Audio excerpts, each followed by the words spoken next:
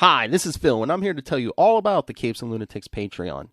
Don't miss out on our comic book creator interviews, including our monthly Chichester chats with comic book legend DG Chichester, superhero movie brackets in our search for the worst comic book movie of all time, and many, many more specials, all completely uncensored. Access starts for $3 a month, full video when you pledge $5 a month. Check out the link in our show notes or go to patreon.com/CapesandLunatics. Hope to see you there.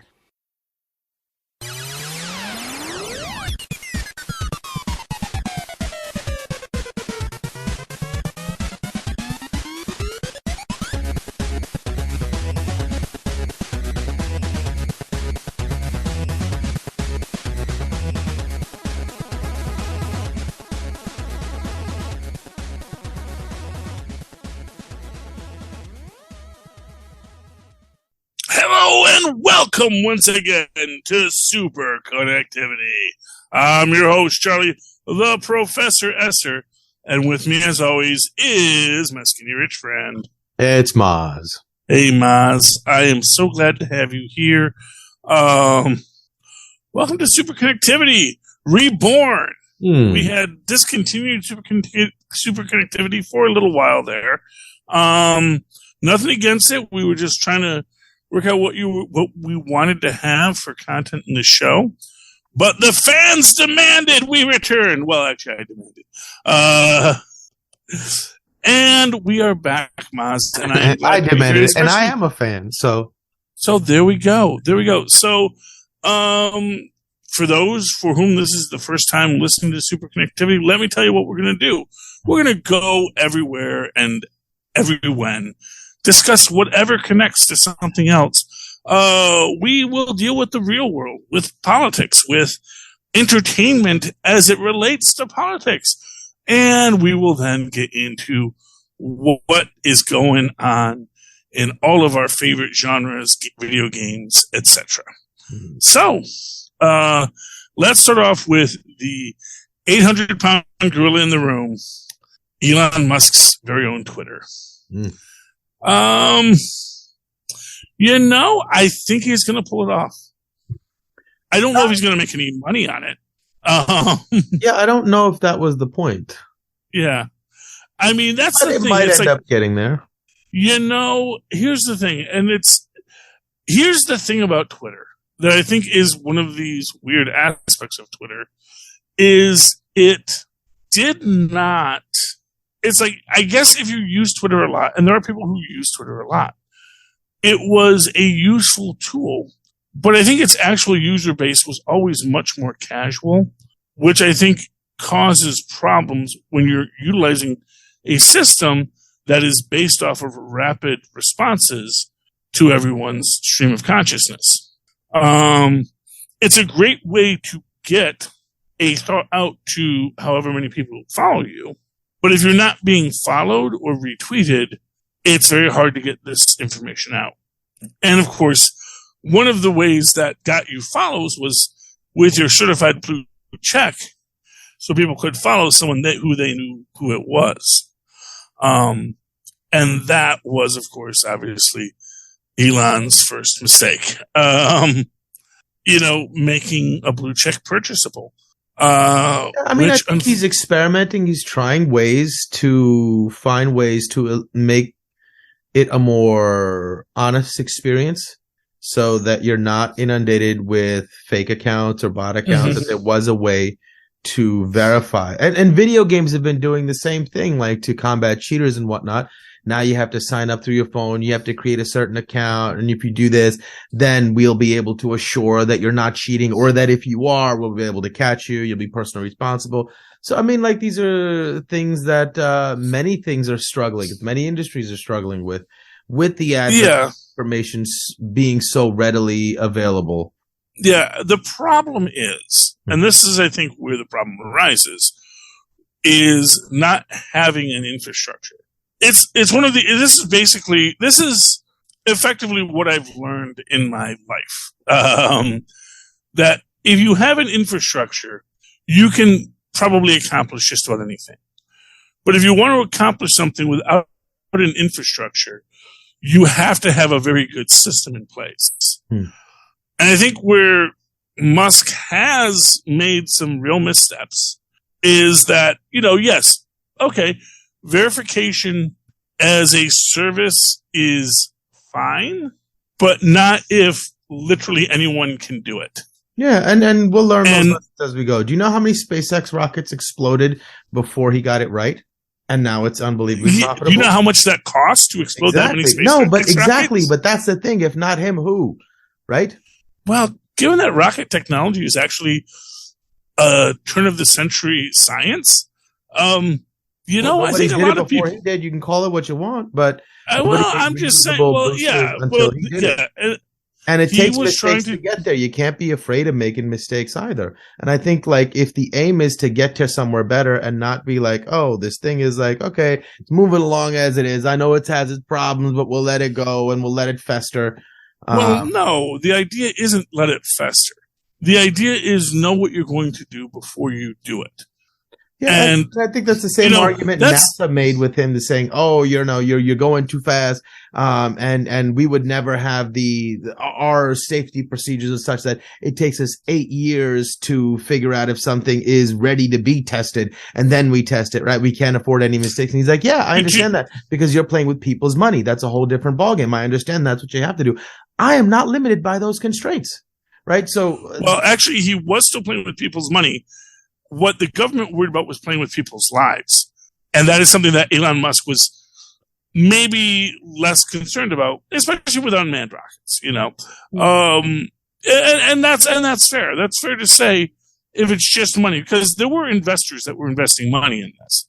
And it does look at a certain point like a Ponzi scheme until you get that first contract. Mm-hmm. Because it's like, look, we're bringing in investors and more investors and more investors. And every time we have a modicum of success, we'll get more investors. And that's how the pyramid gets built. Yeah. And pyramids have stood for a very long time. So you can't always just say just because it's a pyramid that you're not building something. Right. But you can say that social media isn't rocket science. Is it? Oh, it's not. And that I think is where I do think that Musk is making. I think he's making missteps. I think he is. Yeah, but you're not he's firing get to the right too many steps people without stepping in some mud.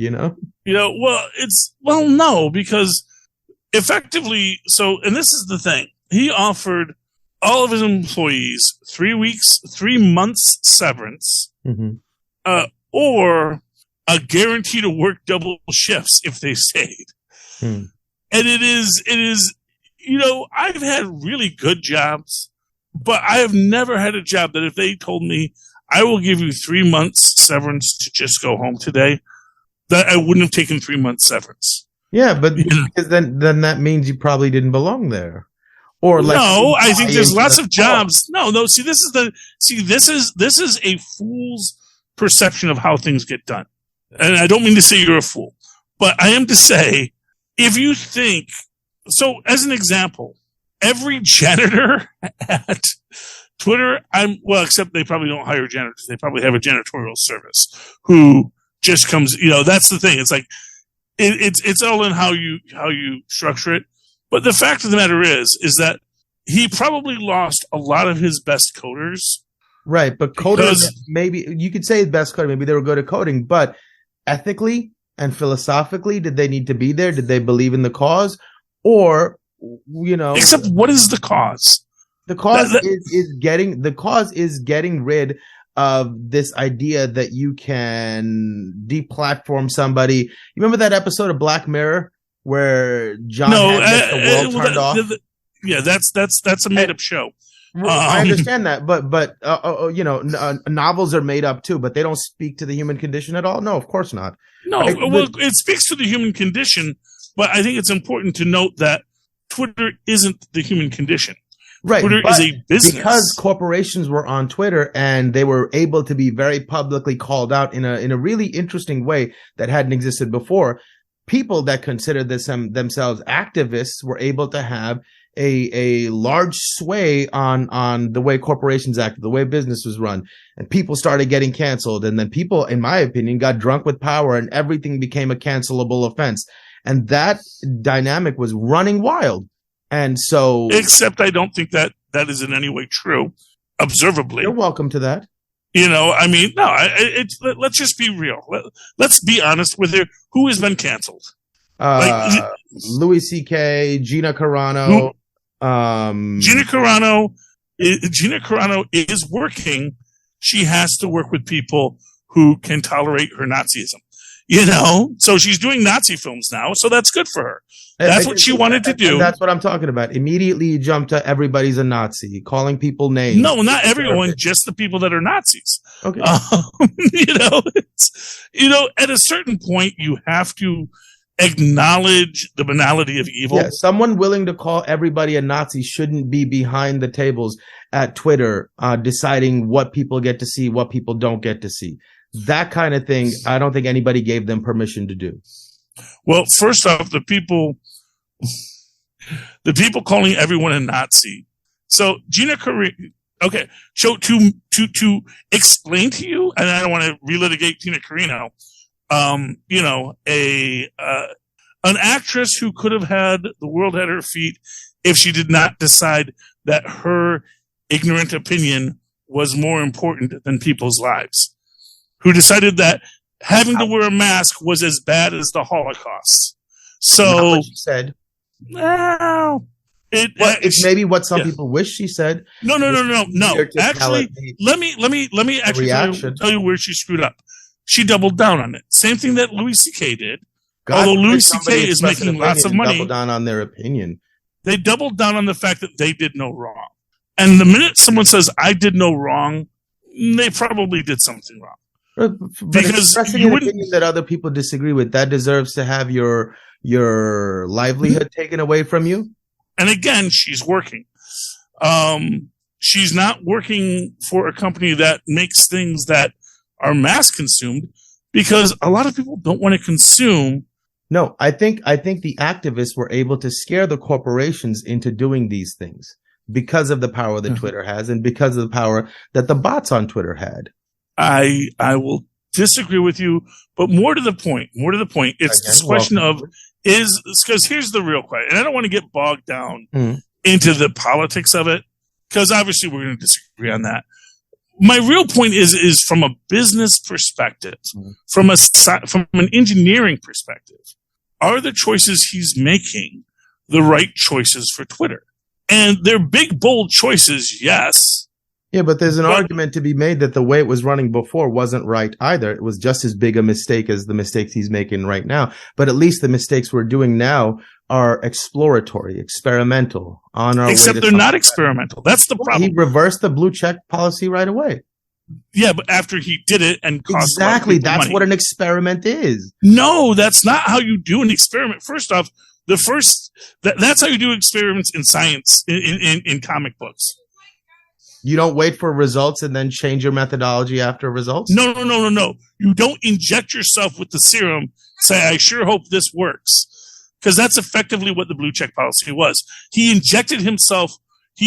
So instead of rolling out in a controlled way, new ways to determine how we're going to use this. So, for example, the original and the fact that he's doing it on Twitter, live and in person, that was a big mistake. He could have very simply reached out to certain groups and certain organizations who benefit from their blue check and say, we understand that your blue check verification is very important to you. What we would like to do is subsidize other people who need blue checks, who maybe cannot afford a blue check, by charging you as a wealthy contributor this amount of money per month for your blue check. That's where we'll get to. Well, sure, but that's the thing is that that's the way he should have started. Yes, that's the way he should have sat down for 5 minutes. I think along political ideologies, it's a talking point that's fun to talk about for people on that side. That's really the issue. And just the except that everybody knew what a disaster it would be the minute he did it. And that's the point. What disaster? It was a disaster. What disaster was it? People got mad. People got butthurt. People lost millions of dollars. He lost billions of dollars, sure. Well, Eli literally lost money. Oh, yeah. People who were investing in Eli and whose fault was that? Trolls. Yes, trolls. And that's exactly the thing he's trying to stop. Trolls, except he's not. He's actually encouraging more trolls. No. So, you can say he's trying to stop, but actually he doesn't seem to be. This is what I'll say. It's like not there yet. You're taking an old system and saying, see, it didn't work. Well, that's why I'm here. Well, no, except that you don't. I think the trolls are exactly pointing to the problem. The more these people try to see, it's not working, I'm going to go in there and troll and show them how it's not working. Are pointing out the problem that needs to be fixed. Okay. I mean, the problem is, Maz, is that at the end of the day, this person, so when we break down the entire storyline, it was him committing to a very bad business deal to buy Twitter for way more than it was worth. Mm-hmm. Then further breaking Twitter by saying he wasn't going to do it. And, he really screwed up every method of dealing with this in a logical and rational way, which is why no one thinks he's logical or rational anymore. I really think that he is an emperor without clothes. On one side to convince themselves of that, but that's not the consensus. No, see, I never had a negative opinion of Elon Musk until more recently. Until he aggressed upon your side. No, I don't have a side, Musk.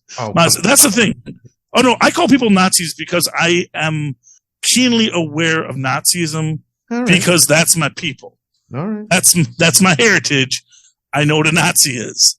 It's like, I can use that word.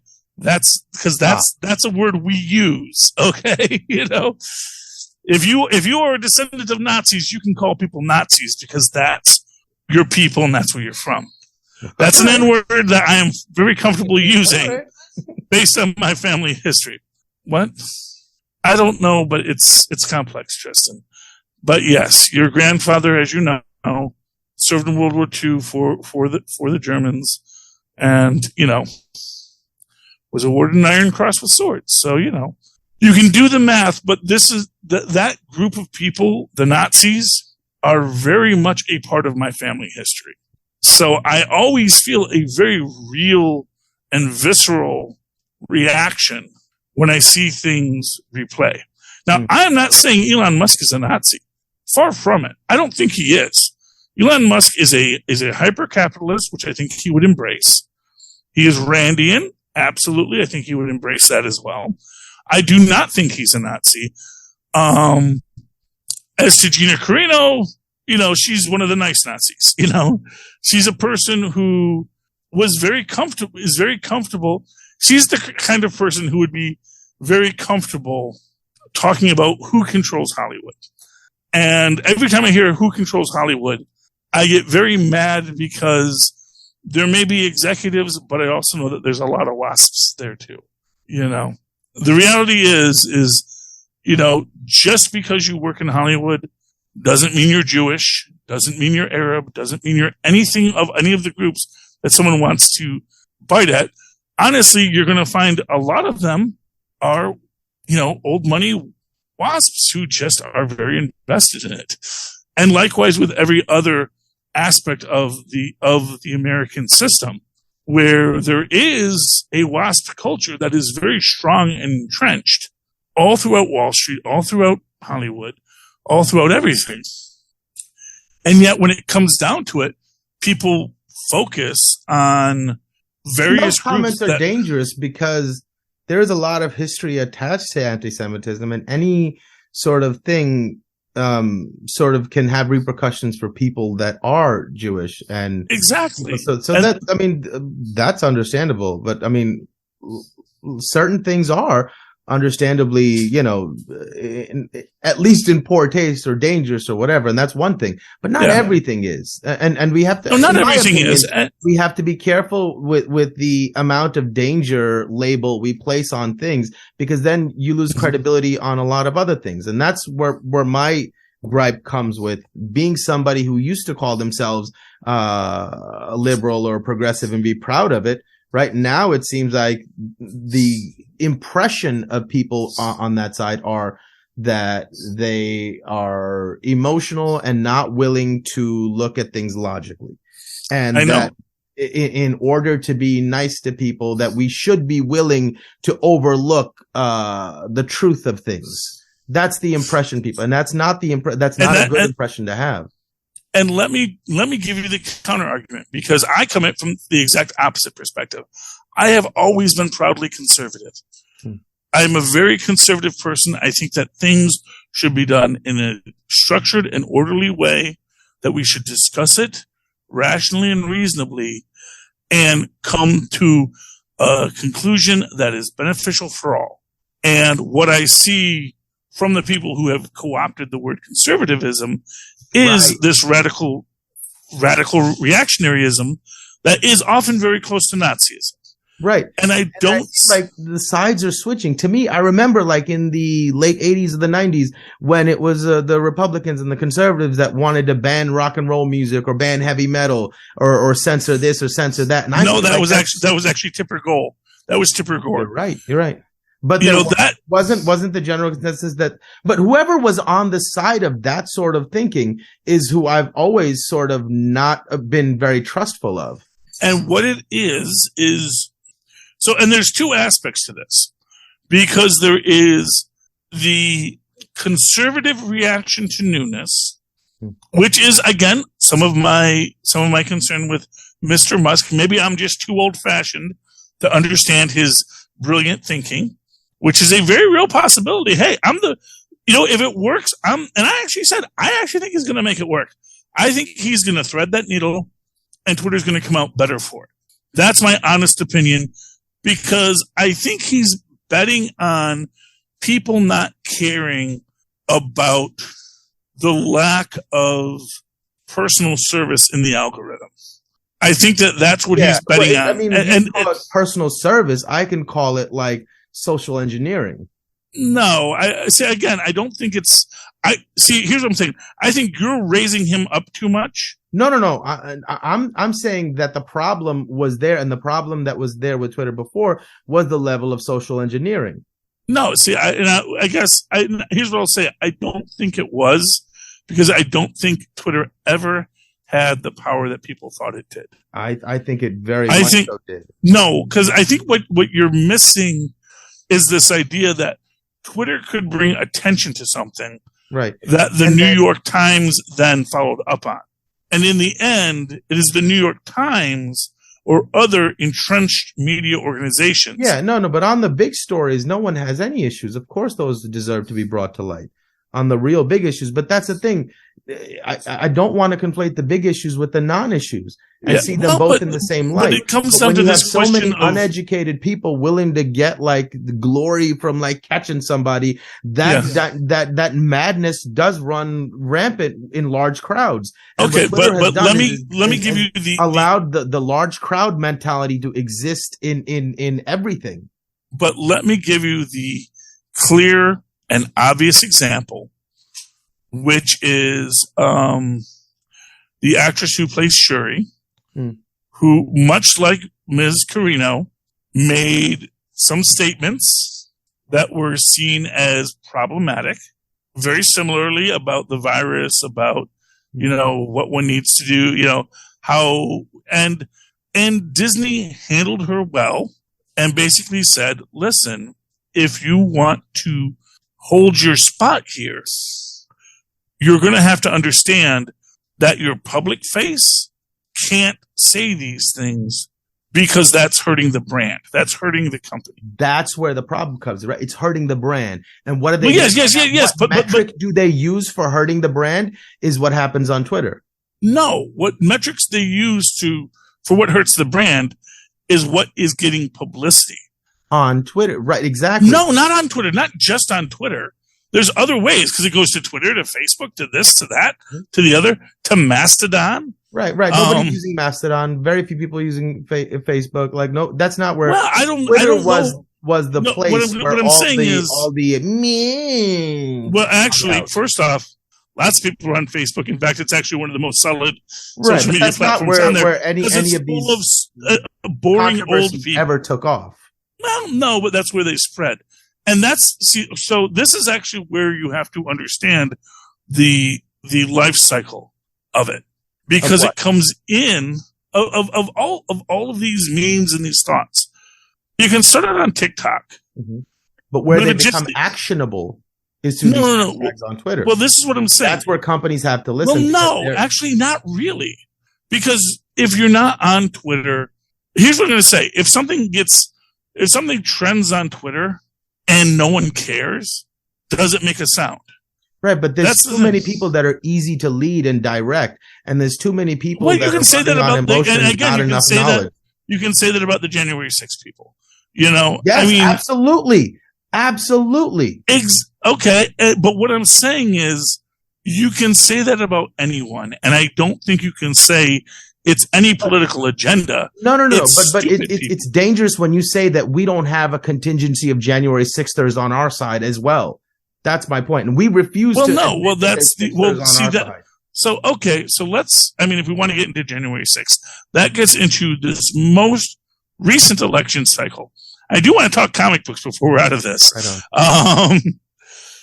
So what you recently saw was a repudiation on a large scale of every person that embraced that January 6th perspective. That, you know, and the one place you did not see this is, of course, your hometown, New York City and New York State, where Republicans actually did do better, but not by being election denialists, but by running classic conservative, I'm worried about crime issues. And exactly. And this is what I call the great silent majority. The vast majority of people in this world, in this country, are not activists.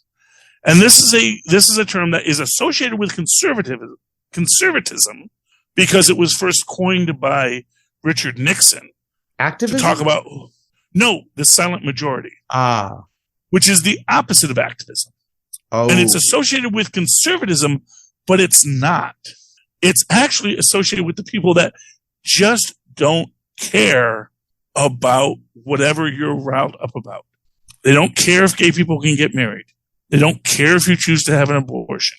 They don't care about a lot of things, but they care about their bread and butter issues and their concerns. And the fact of the matter is that, as it turned out, the possibility of a loss of democracy was a real concern for them.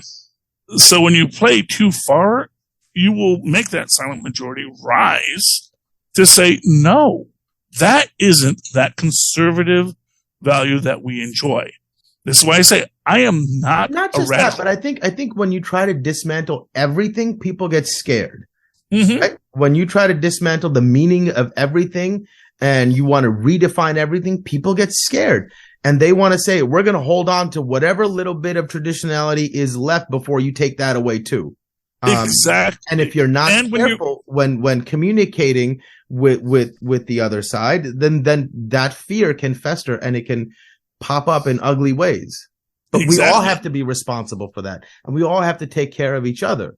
Right. And we can't demonize one side or the other. And too much of that is going on either side. And even the intellectual, smart and caring people on either side are giving into it.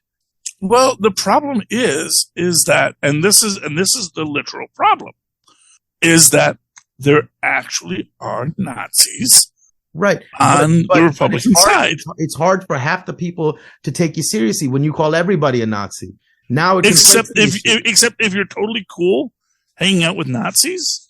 Yeah, but you call everybody a Nazi. So what am I supposed to say, right? I'm not willing to like just. Well, no, but the thing is, like, if someone, and again, like I said, it's never one bad tweet, because one bad tweet maybe from is easily, which is easily undone by a my bad, which is what Trevor Noah did. Yeah, when they tried to get it. No. Nobody's obligated to adhere to your this exact same view of issue. The world.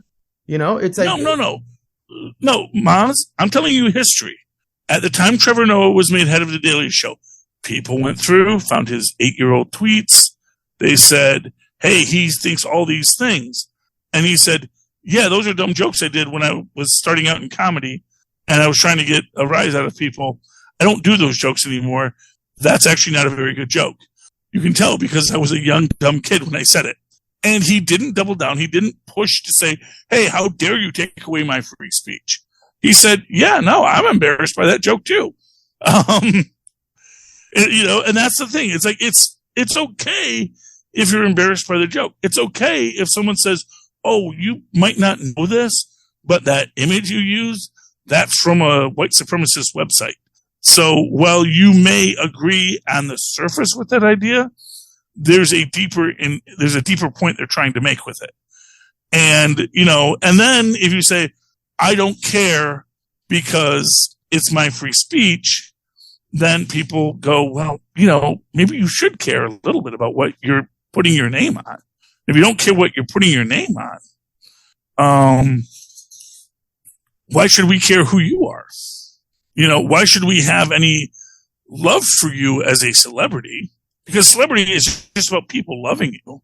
And if you're going to come back to us with being mean about it and not accepting the idea that, we all make mistakes and it's all a learning journey that we're all on together, people will say, well, I don't really like that person. I don't have good feelings for them anymore. They kind of queered the deal, as it were. Which, that right now I can be canceled for saying. Although I do identify as queer, so that's perfectly okay. Again, I can use that word.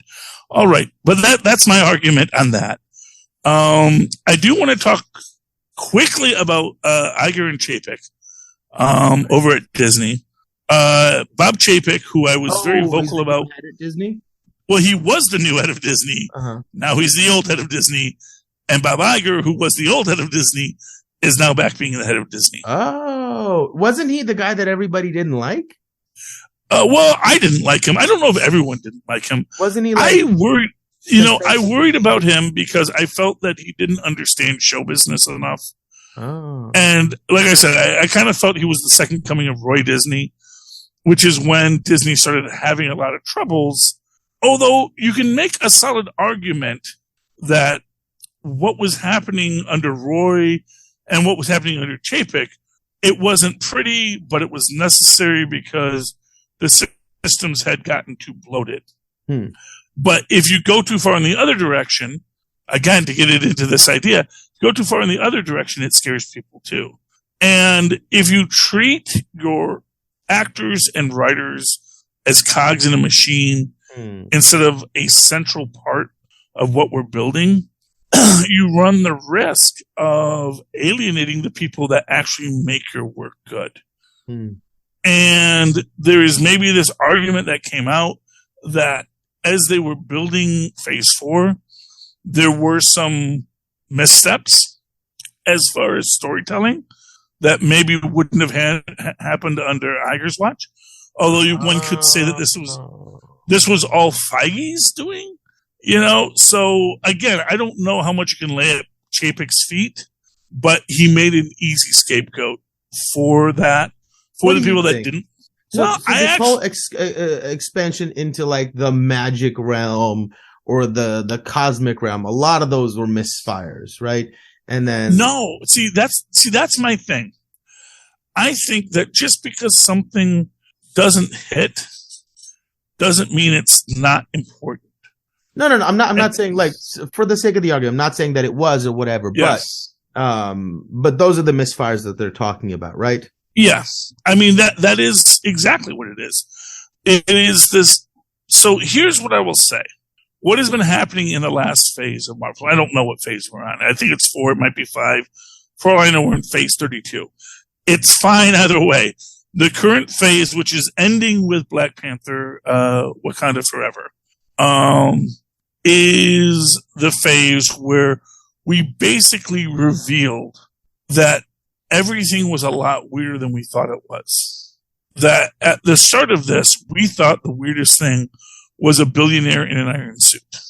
It was, a true Randian hero. a guy who just says, I'm smart enough and I'm capable enough that I can build my own suit from a box of scraps. I can become the hero I want to be, and I can affect the world in a way that no one has power to keep me from. And that is a glorious image for the character. But as it turns out, and this is where I think there is this larger story being played out, they really were not the first.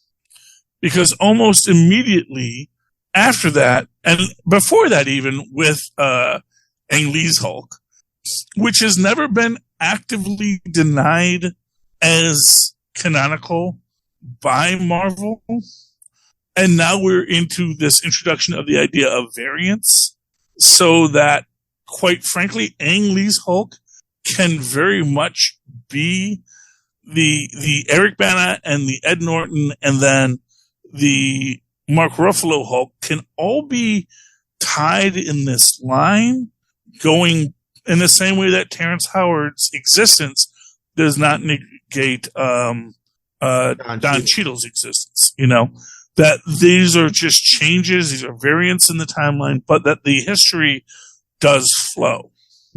And then when you introduce things like the Eternals, and you introduce things like witches as things that have always been there, in its own way, even the existence of the sorcerers is that same idea that we're putting that, actually, no, there was always magic. There was always all these things. And the fact that a super soldier from the 40s is sort of the first, but actually even then probably isn't, because there's probably things older than him, like magic and witches and warlocks and who knows what else, and always the Eternals. So as we move forward, what we're going to see, and we've had like several references to vampires in this thing, and we know Blade is coming. And this is what I think is going to be the core of what we're going to be seeing in the near future, which is this idea that everyone's saying, well, how are they going to introduce mutants? How are they going to introduce the Fantastic Four? And what I think we're going to get is similar to Spider-Man, where we just skip the origin.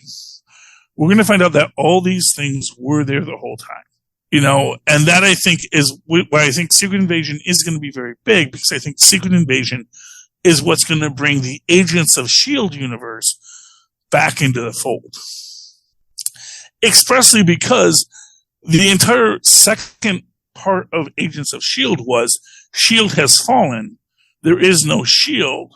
And yet there was this constant running S.H.I.E.L.D. based off of these Black Ops budgets and these things that people had hidden, and that a rebuilt S.H.I.E.L.D. comes out of it. And I get the feeling that when we get to that Secret Invasion and Nick Fury, we're going to see Mac and Daisy and these characters coming back into the fold as, no, we're the Secret S.H.I.E.L.D. The Brotherhood of the S.H.I.E.L.D., which goes deeper than just S.H.I.E.L.D.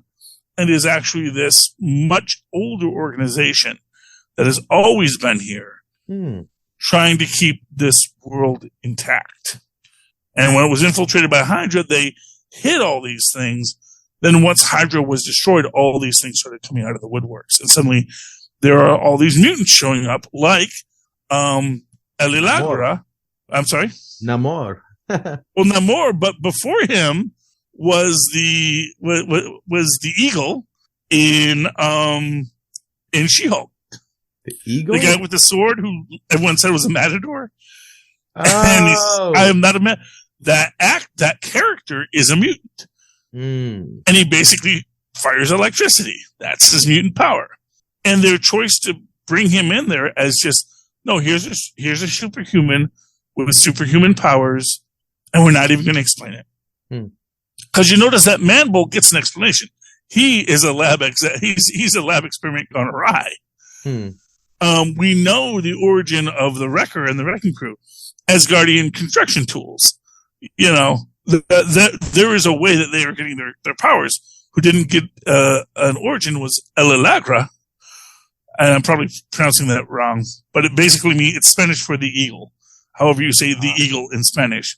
And not our first mutant, because he comes after Ms. Marvel, who was revealed to be a mutant, but a mutant with no explanation for his powers because there's not even a triggering event that we know of. So I think that's what we're going to get. So I do think when we get X-Men, when we get the Fantastic Four, there's not going to be this moment of realization. We're just going to be like, no, there's a school in Westchester, Connecticut for kids like you.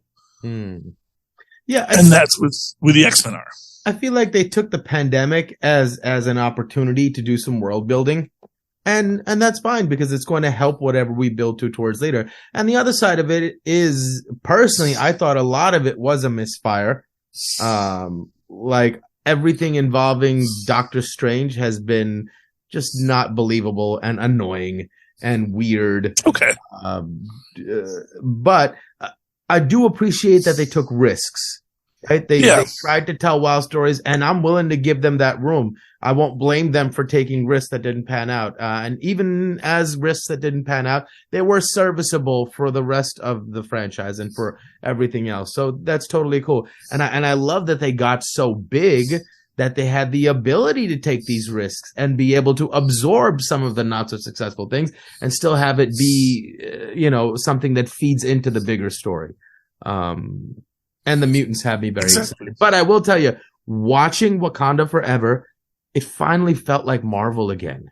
I don't know, everything beforehand just felt like not the... I just go back to like the first Avengers movie, right? Just the sheer joy and awe of superheroes, nothing terribly complicated. It's just a good story with a good bad guy and a good guy and the good guy struggling, whatever. It went back to those simple things and it felt fun. I had a ball with that movie. I thought it was great. Yeah, and I agree. Although I actually think that, and again, Wakanda, an idea that there is hidden weirdness in this world. That Wakanda existed for years and no one knew. Except for maybe Claw knew what was in Wakanda. Claw knew about vibranium. That there was this stuff that had come out, but it was too precious even to sell. So that we know that there has been secret vibranium getting out of Wakanda. And honestly, what happened to all of the vibranium after Age of Ultron is certainly an open question. Which might explain where a lot of Baron Zemo's money comes from, quite frankly. Doing that salvage on all of that vibranium of all these Ultron bots, There's a lot of possibilities in all of it. And that, I think, is what is great about what has been built with Marvel of late. It's just this idea of telling a story where things are getting weirder because there is a deeper story to everything. Any final thoughts on tonight's stories, Maz? No, I thought they were really fun discussions. Good. I enjoyed this too. I hope we do a lot more Superconnectivities in the future. If people would like to connect with you, super connect with you, Maz, and tell their stories, how can they find you? They can email me at mozmanzor@gmail.com or find me on Facebook under Moz Manzor. That's MOZZMANZOOR. And, of course, everyone can always write to us all here at the Capes and Lunatics family at CapesandLunatics, spelled out at gmail.com. And, of course, call us at 614-382-2737. That's 614-38-CAPES. Leave us a voice message. We'll play it on the air because we love having you guys be with us here because it really socializes everything. And, of course, go down to Linktree, linktr.ee/CapesandLunatics, where you can join our Patreon and just send us money every month just for fun and get amazing privileges like voting on things and whatnot. We would appreciate that. Also, if that's too much, but you still want us to know you love us, just send us some Cash App money or buy some of our merch, like real aluminum mugs or awesome t-shirts or phone cases. We would love if you could do that. And of course, if you just want to write to me in that old-fashioned email way that our mothers and fathers once did, do so at superconnectivityblog@gmail.com. That's superconnectivityblog, all one word, @gmail.com. And of course, follow me on the Twitter, which still exists. By the way, I didn't get to make my one joke about Mastodon. Ooh. It's like my main problem with Mastodon. The band? I'm sorry? The band Mastodon? No, the service Mastodon. Oh, what is Mastodon? Oh, it's Twitter. But like, it's Twitter, but not Twitter because it's like, it's another one of these. It's like an open source Twitter Gotcha, where people build server. It's very interesting how it works. It actually sounds very interesting. But my problem with Mastodon is that Echo and the Bunnymen did a song many years ago called, and I think it's actually called A Little More K, but it might be called Where's the Service? And it's about basically the lead singer of Echo and the Bunnymen buying a computer, realizing that it's become hopelessly outdated, doesn't have enough K. This was back when we measured computers in K, kids. And the glory days.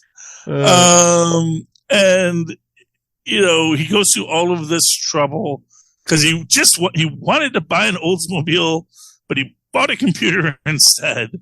And when he has to upgrade it, he just needs a memory card to put in the back of his PC, but the person rings him up for too much money. And at the end he says, "Hey, where's the service?" And the chorus is, "It's gone, gone, gone, gone, gone, gone, gone. Gone like the age of the Mastodon. It's gone, gone, gone, gone, gone, gone, gone." So I don't know if that was intentional in naming Mastodon after a reference to Echo and the Bunnymen, but honestly, it gives me pause before moving forward because I hope that wasn't the reference, because that doesn't sound good. Just talking about you're extinct before you even come into existence. That's the name you chose? I mean, I hope that wasn't the reference. You know what? But the actual metaverse is also a very dark and crazy reference to another sci-fi novel where the metaverse is like this mind control device. So, you know, I think sometimes these scientists will use references that they think are cool, but they're not as cool as they think they are. So, moving right along. Anyway, getting back to that, follow me on the Twitters when I live tweet things when I feel like it, at Charlie Esser. That's CharlieEsser. Look for the two E's in the middle. For quality. Bing. Thank you, Maz. Ladies and gentlemen, you have connected with us today, and we have appreciated it, and we desperately hope you come back again soon to super connect with us again. Good night.